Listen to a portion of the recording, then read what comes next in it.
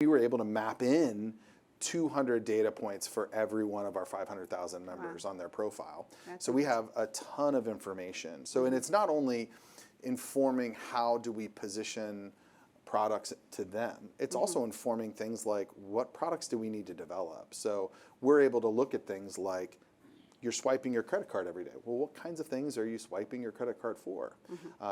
Would we be able to position a credit card that had rewards related to groceries because that's your primary use of this card? So could we do that? Could we build a product? So it's been a lot of fun, and the having all of that data in one place, it's like a new sandbox to play in for the first time. Yeah.